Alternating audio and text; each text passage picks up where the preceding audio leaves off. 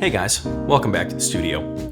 In case you're new here, my name's David, and on this channel, we're focused on digging deep into jazz improvisation. This week, I decided we'd touch on a topic that I've mentioned tons of times before, but have never really covered in depth: enclosures. I've shown you exercises that use this idea, and you've also seen it in a ton of phrases we've studied here at the studio. Well, today, we'll be learning all about this concept to give our lines that feeling of bobbing and weaving through the changes.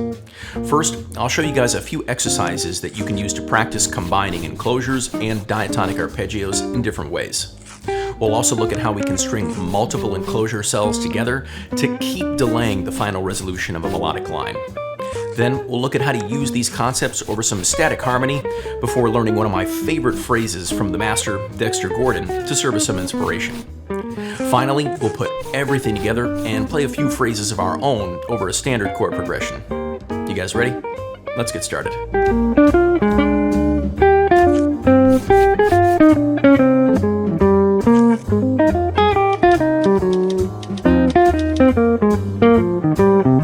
Before we get into these exercises, I think it'll be helpful to understand what an enclosure is and why they're so useful to us as improvisers. In simple terms, when we play an enclosure, we're just circling around a target note to delay the resolution and extend or embellish our line. We can do this diatonically, chromatically, or a mix of both. To demonstrate how this works, I'll play through C major using the different ways to surround or enclose each note of the scale. Here's how that works.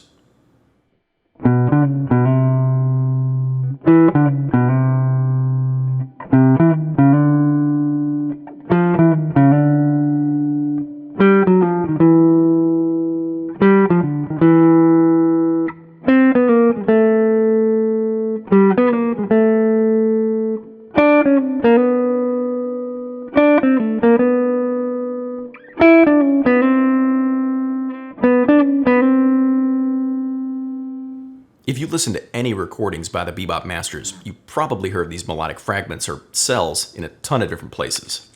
And to make things sound a bit more interesting, we'll usually play these off the beat and combine them with other things like scale runs, arpeggios, or pivots.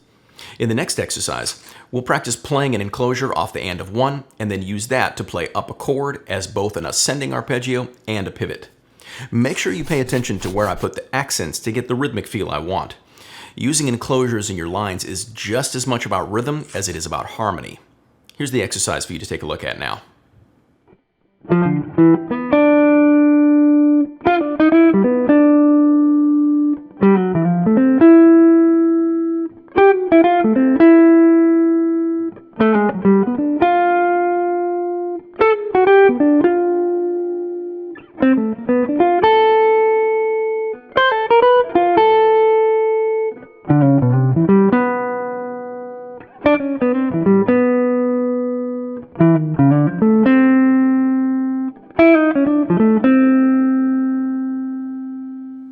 See how that simple idea really fills out the line and gives us more rhythmic variety? That's a big part of what makes this concept so valuable in jazz improvisation. Next, let's do an exercise where we reverse the order of events. This time, we'll go up a chord on beat 2 and then play our enclosure. Now, just like the last exercise, we'll do this with both ascending arpeggios and pivots. Have a listen to how that works.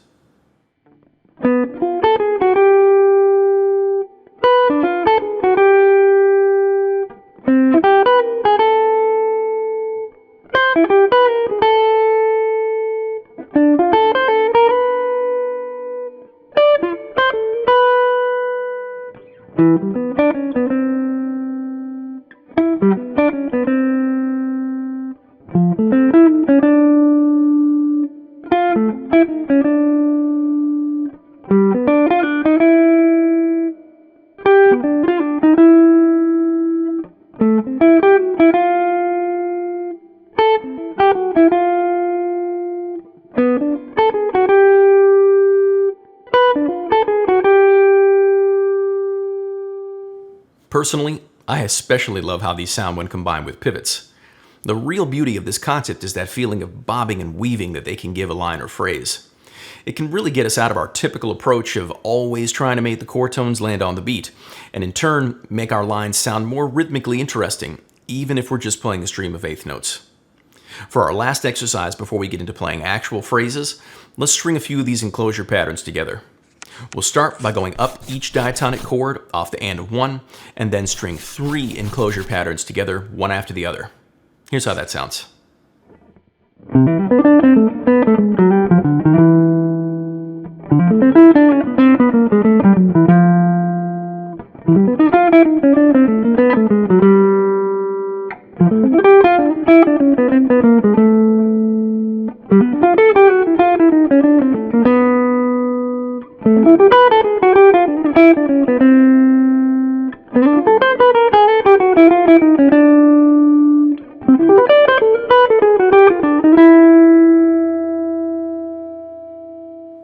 Now we're getting a lot closer to the sounds and, more importantly, the rhythmic feeling that we're used to hearing.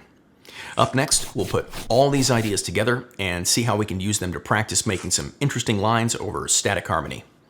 Before we do that, I need to give a quick shout out to TrueFire.com for supporting the channel. TrueFire is an online lesson library that's host to literally thousands of courses on a wide range of musical topics from some really amazing artists and educators. With synced notation and tablature, as well as slowdown and looping features, it's super easy to follow along no matter what course you decide to pick up.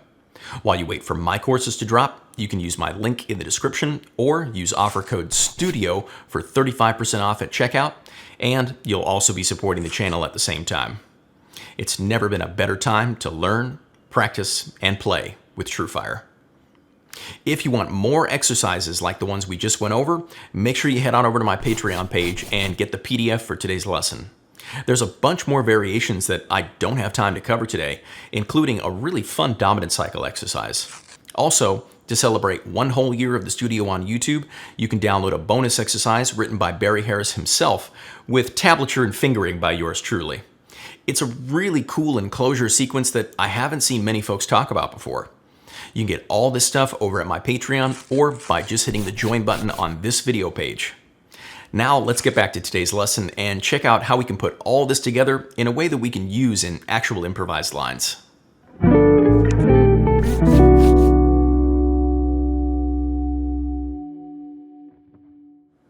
Before we get to playing phrases over chord changes, I think it's important to be able to put all these different ideas I've been teaching you to work over some static harmony.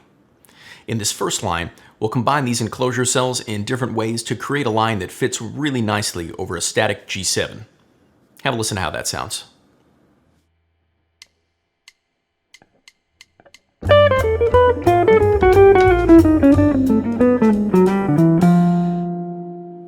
By combining enclosure cells with pivots and stringing these things together, you can get some really cool lines that, at their core, are just about targeting chord tones. It just so happens that sometimes those chord tones will land in less typical places, but that just adds to the rhythmic interest if you know how to practice it. Let's do another phrase like this, but this time we'll be targeting notes that give us the sound of C major 7 or C6.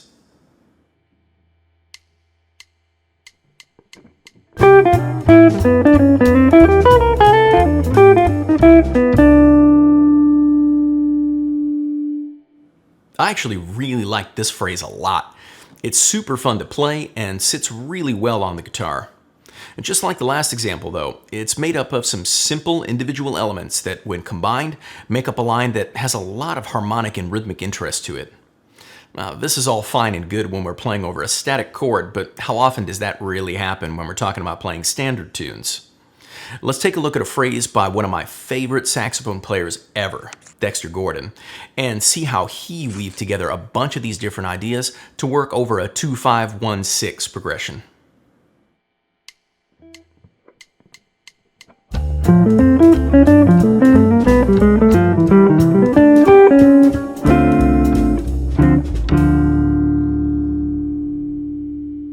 That phrase came courtesy of Dexter's recording of the tune "You Can Depend on Me" from his album Daddy Plays the Horn. On that recording, he's playing the tune in E-flat concert, but I've transposed it to fit the key that we've been playing in today. This line is a perfect demonstration of how we can use all these different elements to cut a really interesting path through some typical chord changes. Now, let's wrap things up today and use that line as some inspiration to play a few phrases of our own over the same set of chord changes.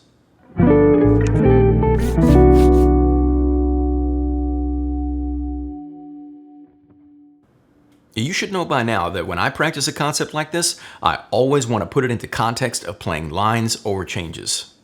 And one of my favorite ways to do that, outside of practicing through changes super slow and focusing on using these ideas, is to write etudes that serve as an example of the sound that I'm going for. Writing etudes is a fantastic way of solidifying concepts like this in your mind. After all, composition is just improvisation, but in slow motion. Now, this etude is a collection of 4 phrases that work over that 2-5-1-6 progression that we went through earlier. I think you'll hear in it a lot of different ways of using the things that we learned about today. Here's that etude for you to check out now.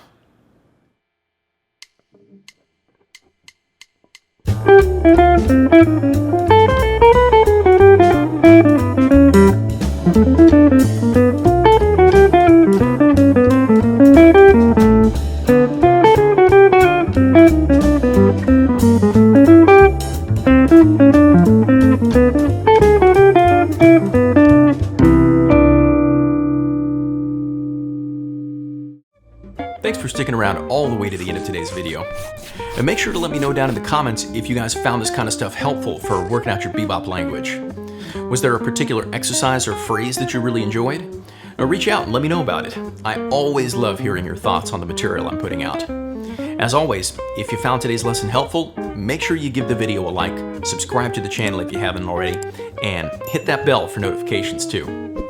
If you want to get access to a PDF for today's material, which includes some additional exercises as well as that freebie that I mentioned, along with the whole back catalog for all the videos on my channel, you can get that for as little as $10 a month over at my Patreon page, or by just hitting the join button right here on YouTube. A special thanks goes out to Ron Maestas for being a studio fan. I really appreciate your support. An extra special thanks is due to these studio members for their support as well. PH, David Zuckerbraun, Max Irwin, Everton Armstrong, Stephen Schwartz, Aaron Walters, Stephen Prager, Louis Rosen, Zé Soares, Michael LeBroy, Carl Jackson, David Wortman, Aldo Fonseca, Jesse Cable, Tyler Kosarek, Ron Askew, Jason, JP Faulds, Sergei Shlepikov, JCH, Milan de Kaiser, and Justin Fisher. An extra special shout out to Jazz Luminaire patrons Bill Jacob and Bebop Babadi. Thank you guys all so much for your continued support. I'm David Shore, and thanks again for hanging with me here at the studio today. I'll see you guys next time.